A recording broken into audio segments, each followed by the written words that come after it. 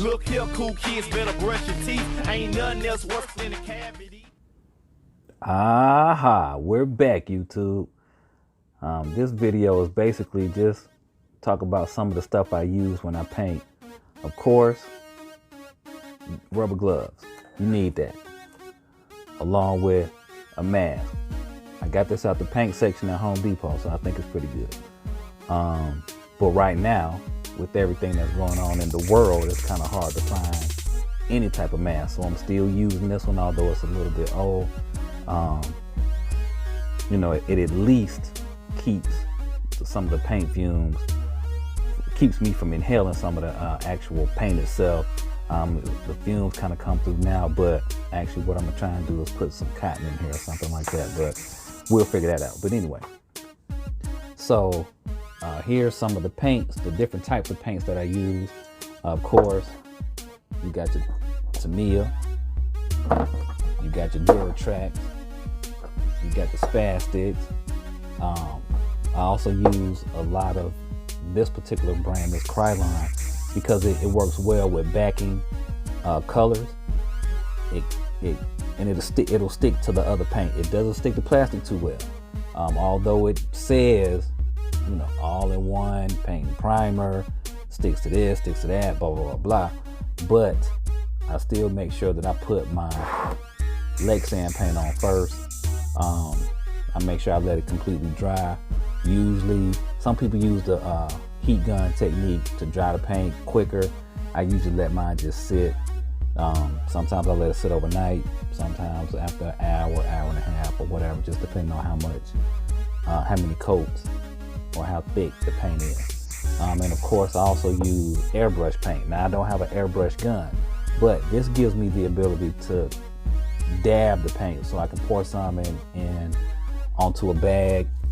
I use my bags a lot, and just to FYI with the bag, and I'll come back to this paint, I turn the bags inside out, so if there's any print on the bag, it doesn't come off in my paint color, because after so many dabs, the plastic will start to break down, and of course that ink will break down first. So that, and you don't want that pigment in your paint color. So that's that. But back to the airbrush paint. I'll use it to dab it sometimes in dab the bag if I want like a very, very small amount and I want to spread it out. Or how I did the Limitless body, I actually poured some of this on it at different spots, poured different colors at different spots on the body, and then kind of shook the body down towards the ground to get that paint, to get that streak, give it that streak look. So yeah, just, you know, different little things there. I use some of this. This right here is what do you call this? It goes in the drawers, like in the kitchen drawers, to cushion. It goes in between like your silverware holder and the drawer itself to kind of give it some stability or cushion or whatever the case. But I used this when I did the X-Max with the Bond Pop technique on the roof, when I blended the red to the white to the blue. So I'll use that.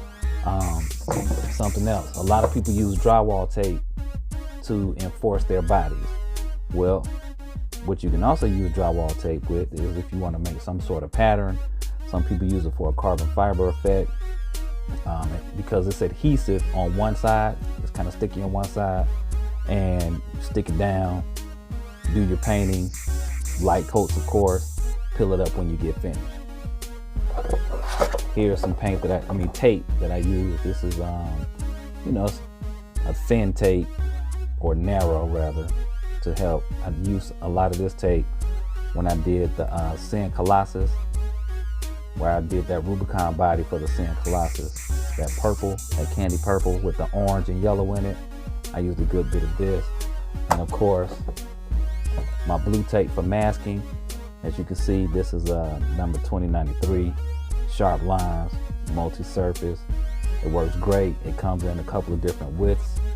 I use this when I have a large area to cover. Just as an example, when I did the Max for Gap Reviews A to Z, I had to cover up a lot of that body before I put the silver down. Before I put the marble. I don't like that stripe with it, so I use this to kind of cover it up. They do make one a little bit more narrow than this, and I use that.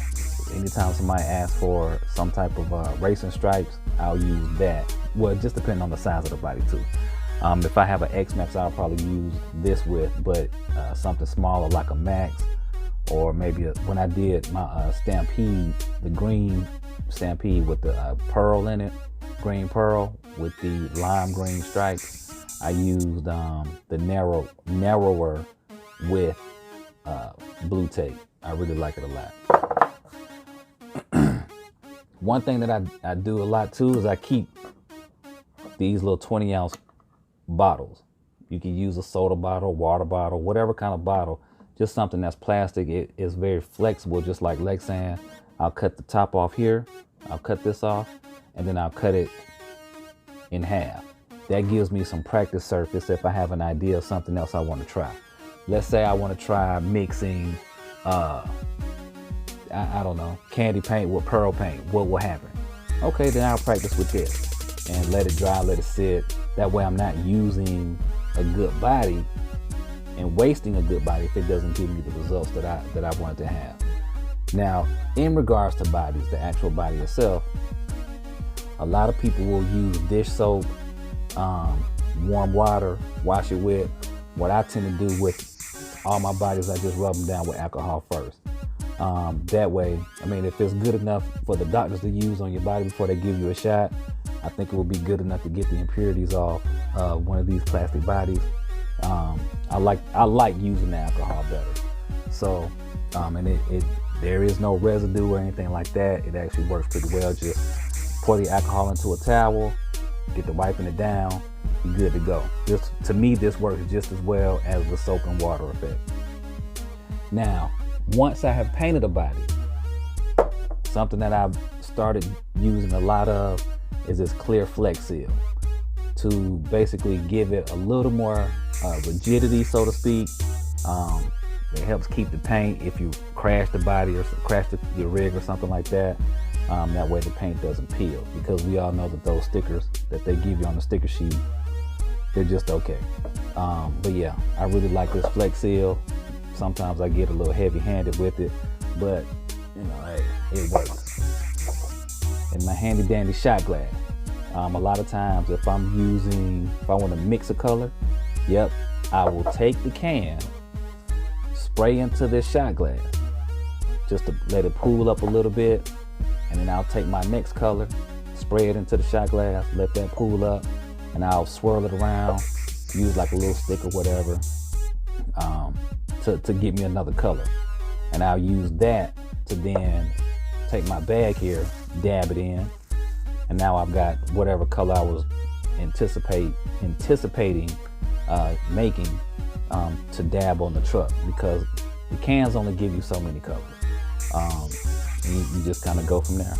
And just some of the things that I use, I wouldn't necessarily call it a trick, because a lot of the stuff I've seen on YouTube before, and just passing on the information all in one place. Some of it is just things that I've tried that work for me. It might work for you, it might not, but it's always worth a try. So guys, thanks for watching, and I appreciate your time.